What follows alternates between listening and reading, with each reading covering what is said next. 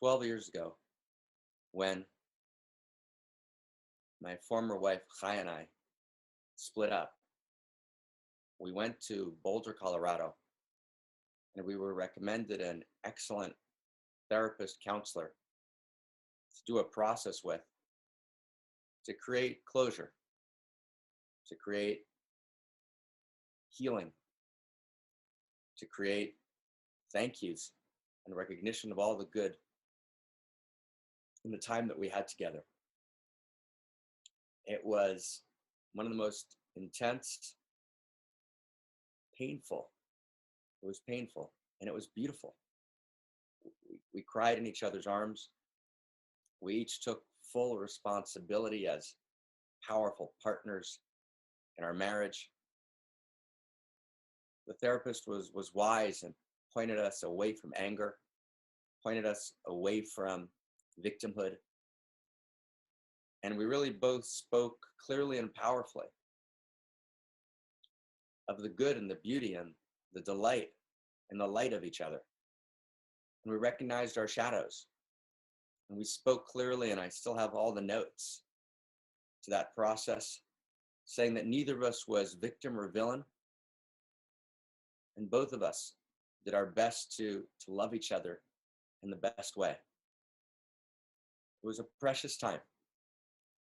It was a time of responsibility, apology, forgiveness, gratitude, love, right? The love and parting.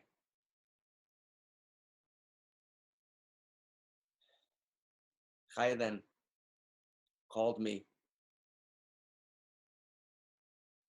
in 2006, the beginning of 2006, saying, if you would come back to classical Jewish Orthodoxy,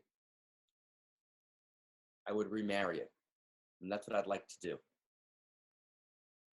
was a phone conversation. I said no.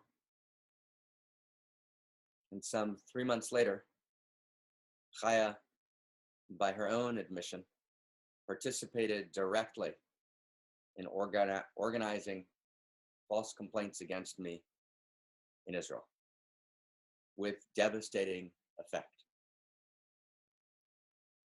And I've been silent since then. And I say this sadly, Chaya has written 5 major letters. In each one, she's breaking the silence anew. That silence must be very broken. It's gotten broken a lot. But actually, I've been silent. I've actually been silent for 10 years. I haven't responded to any of Chaya's letters, 3 in newspapers and the most recent smear campaign of 2015-16. 1 in a letter published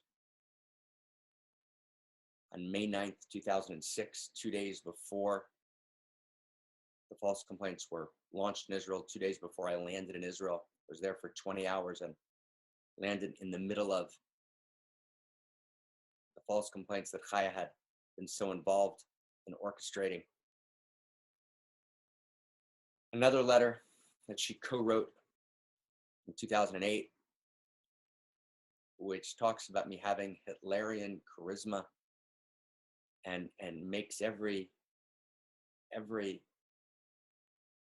possible attack. The letter's substantively not true, and most of its facts or radically distorted. But again, there was no forum to answer it. There was a letter that since 2008 was sent to places where I was teaching. I stopped teaching for 2 years. My life was effectively destroyed for 2 years, from 2006 to 2008, until I was able to show that the complaints were false. I started teaching again in 2008, and apparently a Google alert was put on my name, and this letter that Chaya co-wrote in 2008 was sent to places that I would teach. A copy of that letter only came to me in 2015.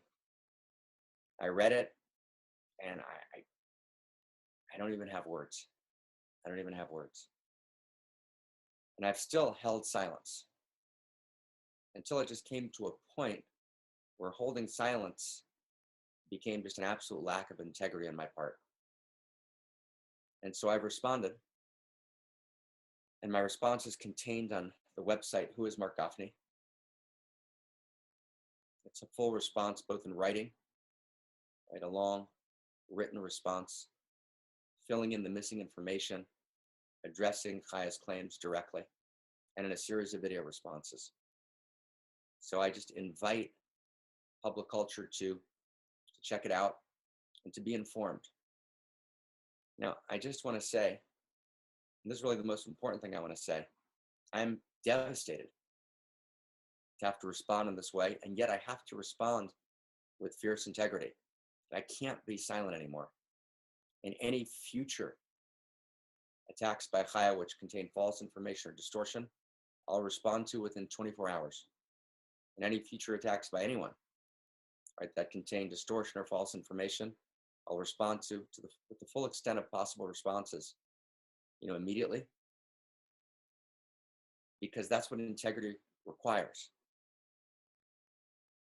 Chaya is a mom with 4 kids. I understand she's got a wonderful husband, Hillel. I'm sure she's doing great things in the world. Her poetry always moved me. And I apologize to Chaya with full open heart for any and all of the ways in which she felt hurt in our relationship. And she apologized to me in the most beautiful way, with full ownership for all of the ways in which I felt so hurt in our relationship. And then somehow, in 2006, Chaya gets pulled into, organizes directly, indirectly, all of the above, these false complaints, and then there's no conversation. There was never a conversation then. There was never Chaya or anyone calling me and checking what's true, what's not true. There was never a movement to have face-to-face conversation, to heal, to clarify, to establish integrity. It all became internet. It all became social media. The integrity of conversation, the integrity of truth, the integrity of goodness, all of it got lost. So 10 years later, and many, many people in my circle of interlocutors think that I waited way too long and I should have responded fiercely immediately. I didn't want to. I didn't want to because I love Chaya. I didn't want to because Chaya and I shared a bed together. Chaya and I shared a life together. Chaya and I shared laughter together. Chaya and I shared tears together. Chaya and I shared broken hearts together. And Chaya and I shared ecstatic and beautiful moments together. And all of that is still true. And all of that is precious. And all of that is held. And I'm ready to meet Chaya. I'm ready to meet you, Chaya, at any time. I don't know if you can step out of the system that you're in, which is intent on demonizing and intent on destruction.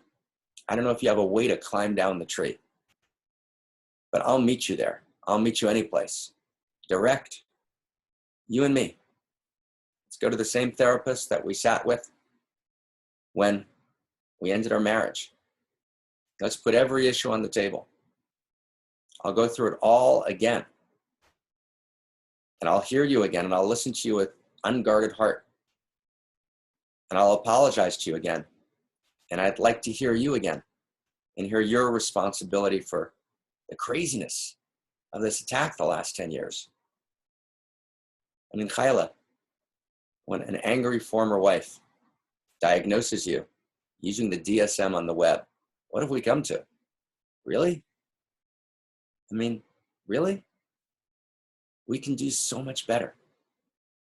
Imagine this was the day of our death, right? The day of our death. We're about to go into the next world. What do we want to have done? What do we want to have said? So I'll meet you anywhere, any place, at any time, to make this whole.